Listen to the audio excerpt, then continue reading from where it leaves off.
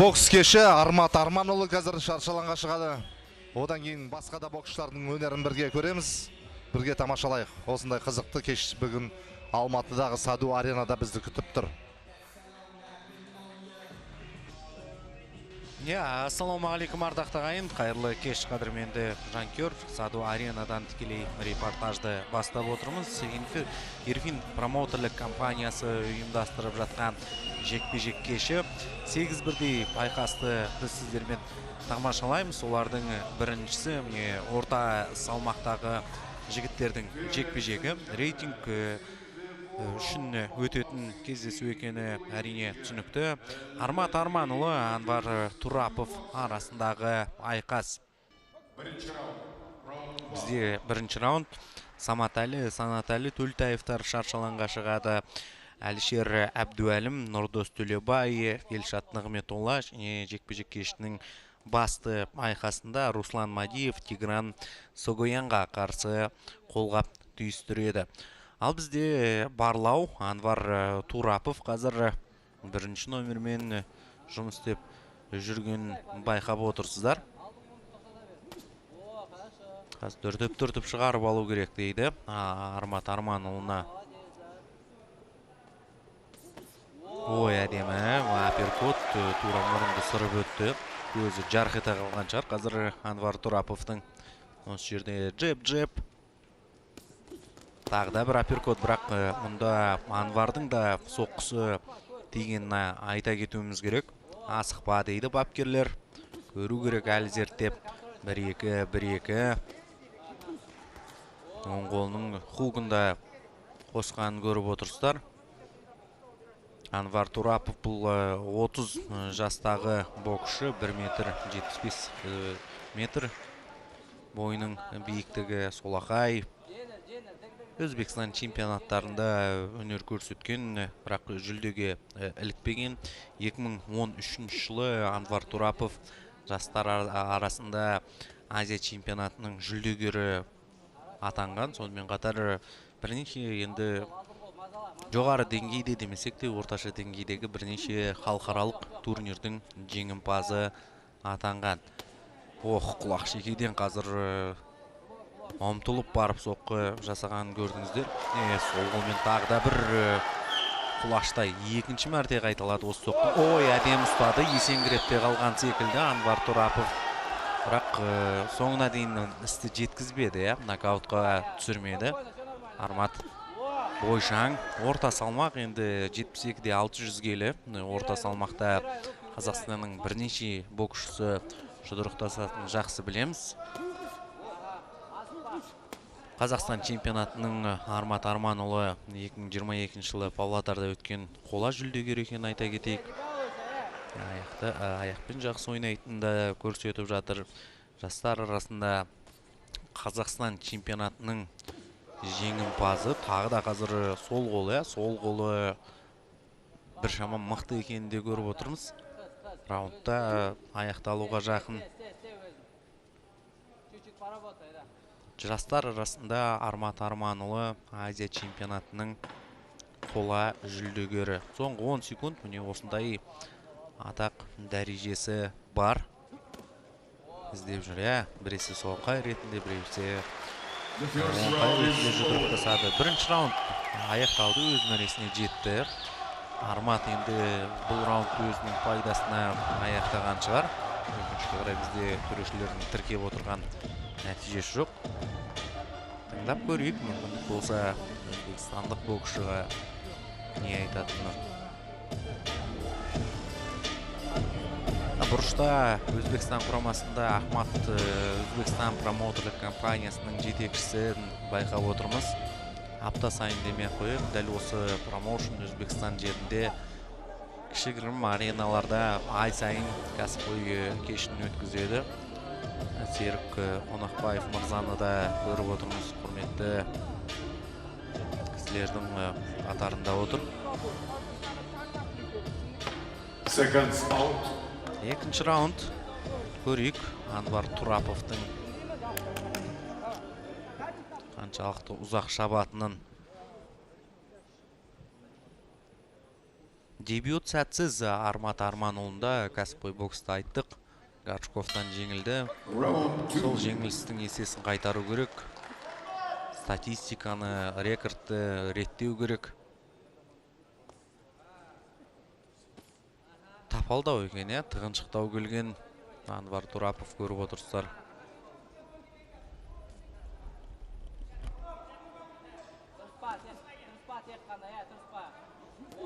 Тағы да жақындатпай жүр.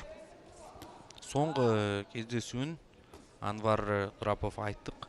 Жеңіліспен аяқтаған 1-2. Мұнда соңғы кездесуін өткен айда өткізген. Тамыз айында өткізген. Украинаның Киев қаласында Максим Маладаннан жеңілген. 6 раундқа жоспарланған жекпе-жек болды. Бірақ 4-ші раундта тізерлеген, яғни нокаутпен жеңілген. Жақын қашықтықта шынтақпен итеріп жіберіп, қазір жекпе-жек өткізгісі келеді. 1-2. Бірінші раундта әбден барлап болды деген ойдамыз. Тұмсықтан жақсы тигізді. Армат Арманұлы ара қашықтықты да өздеріңіз көріп отырсыздар. Армат әдемі сақтап жүр. Бұл кәсіпқой бокс, білесіздер, адасып келген кез келген соққы жанға батады. Сондай бір соққылардан мұқият болу керек. Екінші раунд барысында қазір қимылдамай тұр, тіпті Анвар Турапов. Өзі 2 айда бір кездесу, 1,5 айда бір кездесу өткізеді екен. 2017 жылы Анвар Турапов кәсіпқой боксқа ауысқан. Алғашқы адымы жақсы болған. Алғашқы 2 кездесуінде жеңіп, 3-шінде жеңіліп, одан кейін 7 кездесуде қатар жеңіске жеткен. 2023 жылға дейін. Сол 23 жылдан кейін көрсеткіші нашар, тек жеңіліс. Аперкот құлаштайды. Мұнда Арматтың өзі барып қарсыласқа ұрынды. Соққы тиіп кетті. 1-2. Аперкот құлаштайды, ұрып көрді.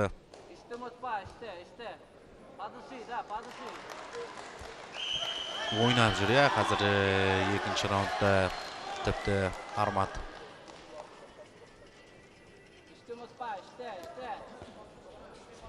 Бірақ қарсыластың қорғанысын бұза алмай жүр. Қолды көтеріп алған, бүйірді де, басты да жауып алған. Міне, аперкот қарай шегініп бара жатып,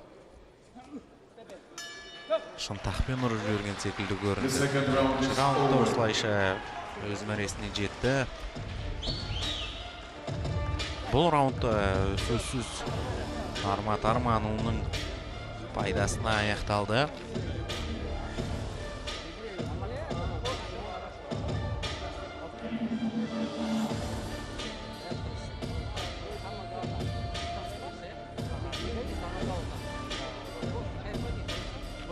Асқат Уалихановты көрдіңіздер, ақыл кеңес айтып отыр.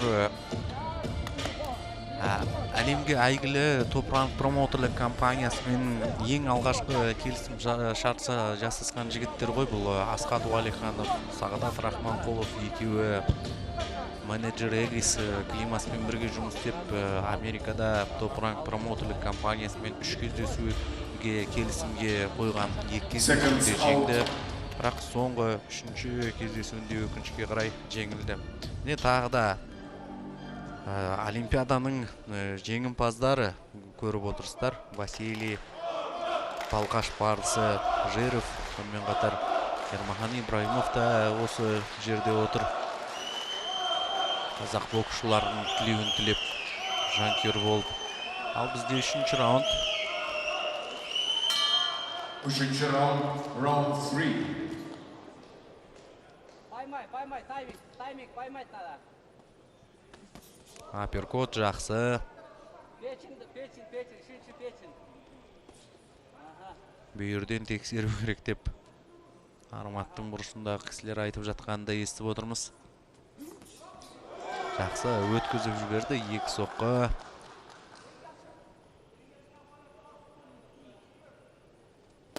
Дәлдеп келбе, дайындап барып ұрған Турапов.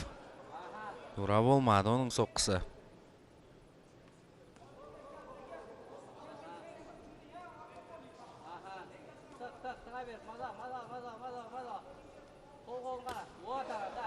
Тағда сол қолмен соңғы мәрте әуесқой бокста Анвар Турапов 2017 жылы өнер көрсетіп, Өзбекстанда Баба Усман Батыров деген боксшы болды ғой, содан жеңілді. Сөйтіп, ол жақтағы карьерасын бір жолата аяқтады. Қазір шабуылға шығып жатыр, көріп отырсыздар. Армат Арманұлының соңғы турнирі бұл Атырауда өткен турнир. Дода ол турнирде 75 келі салмақта өнер көрсетті Армат Арманұлы және Нұрқанат Райыстан жеңілген.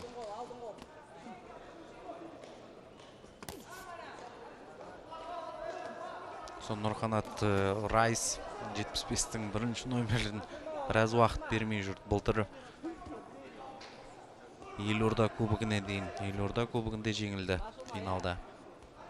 Үшінші раунд.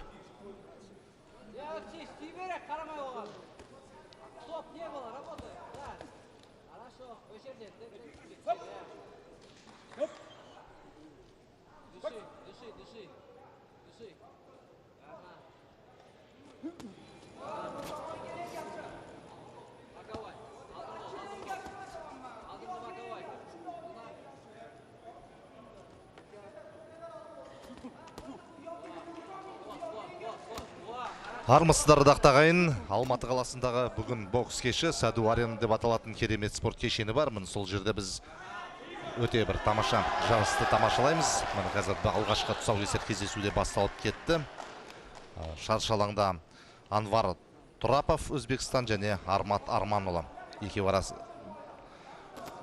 жекпе-жек тамашалап отырмыз. Одан бөлек тағы да бірнеше қызықты тартысты бәсекелер бар. Олардың барлығын эфир барысында айтатын боламыз. Міне эфиріміз басталған бетте мына нокдаун болғанда да ауыр нокдаун. Ал сіздермен осы эфирді жүргізетінмен Ғалым Сүлеймен және менің әріптесім Уәлихан Қосанбай. Қайырлы кеш қадірменді жанкүйер. Нокдаун бұл жерде тіпті арты нокаутпен аяқталып отыр. Анвар Турапов Армат Арманұлға қарсы кездесуді ары қарай жалғастыруды жөн көрмеді. Осылайша Өзбекстан елінің боксшысы өзінің карьерасында 4-ші мәрте, тіпті 5-ші мәрте жеңіліс тапты. Жаңа нокдауннан кейін есін жиғандай болды, бірақ бапкерлер боксшының өзінің де аса бір қатты ниеті бола қоймады. Кездесуді ары қарай жалғастыруға осы жерде апперкот. Бірінші раунд барысында да көргенбіз, дәл осындай апперкот мұрынды сырып өткен. Ол кезде тың еді Анвар Турапов, бұл жолы өкінішке қарай шамасы келмеді. Ал Арматты біз әрине құттықтаймыз. Кәсіпқой бокстағы алғашқы жеңісі. Бұған дейін осы жыл ортасында Шымкент қаласында Никита Горшковтың жоқ. Жаңа жерде нокаут емес екен ғой. Раунд біткен, тек раунд бітіп Никитаға қазір Анвар Турапов аман қалып отыр. Бірақ өкінішке қарай гонгтың дауысын естімей қалдық. Демек 4-ші раунд соңына дейін шыдап берем дейді Анвар Турапов. Біз ерте бастан құттықтап қойған сияқтымыз.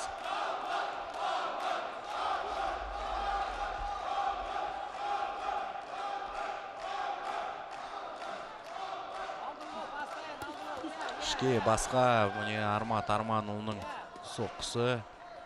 Ал Анвар Тураповтың соққылары ауа қармып қалып жатыр көбіне. Мұнда тигізді. Атылудың қажет жоқ негізі.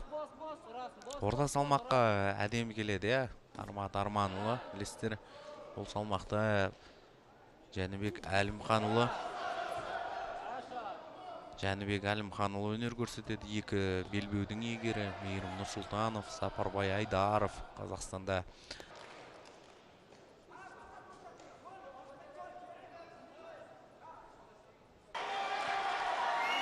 ойнап жүр, бірақ ойнап жүріп от басып қалмаса екен дейміз. Армат Арманұлы клинч. Самайдан соққы жасауға болмайды. Армат, время, да. Қолы да ұзын, бойы да биік екенін айттық. Жақсы, бүйірден жақсы.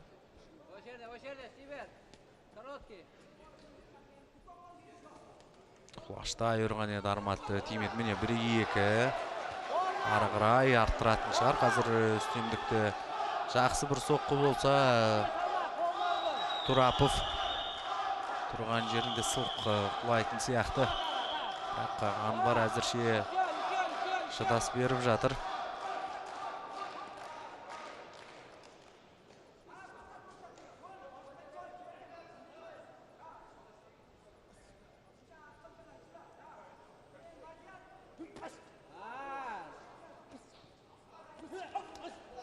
Бір-екі тимей қалды. Ал мұнда біраз соққылар дәл өтті ғой. Анвар Тұраповтың тұралап қалуға болмайды Арматқа. Мінезді жігіт, оны жақсы білеміз. Шымкенттегі жекпе-жек кешіндегі айқасында көрдік. Осылай ойнаймын деп опық жеген еді сол кезде. Тысқабы қазір Анвар Тұраповтың аузынан түсіп кеткенін көріп отырсыздар.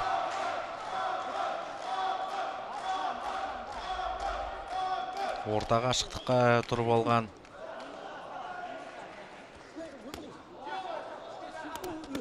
Ой, міне құлақ шекеден әдемі. Жәні сірі екен, өзбекстандық боксшының біраз соққы тигізді, бірақ сонда да шыдап бағып жатыр. 1-2-3. Тағы да оң қолының көк соққысы соңғы секундтарда белсене түсті және айқас аяқталды.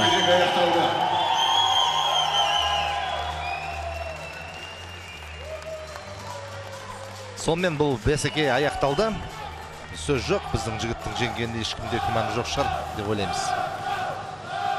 Армат Арманұлы Анвар Тұраповты айызғанғанша сабады.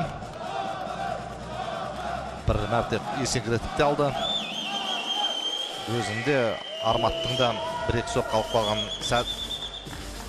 сәттерін көрдік дегенмен де бұл бәсекеде төрешілердің барлығы да Армат Арманұлының жеңгенін мойындайтыны даусыз.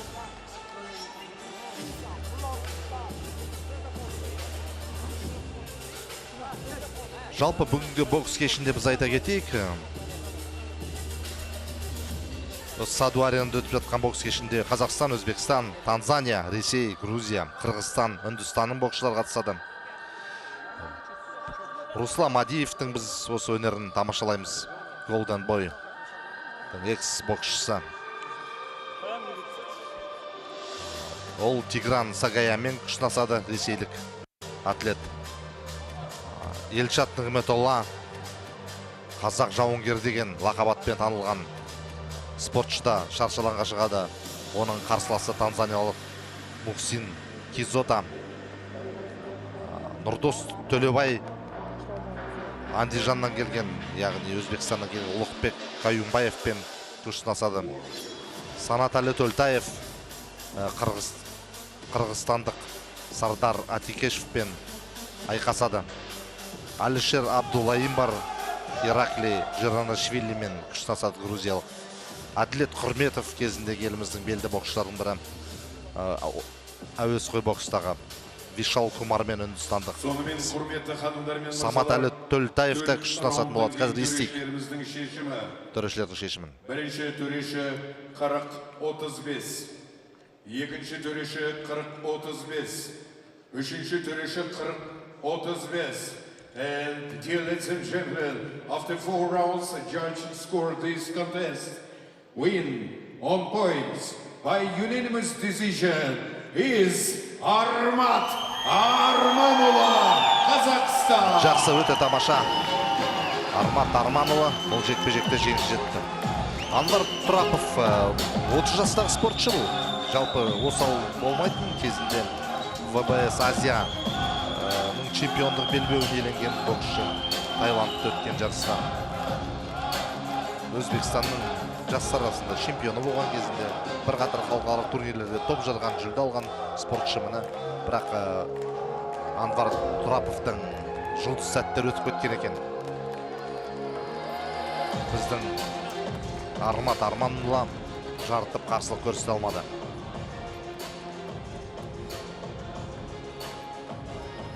Сөйтіп алғашқы жекпе-жегіміз аяқталды.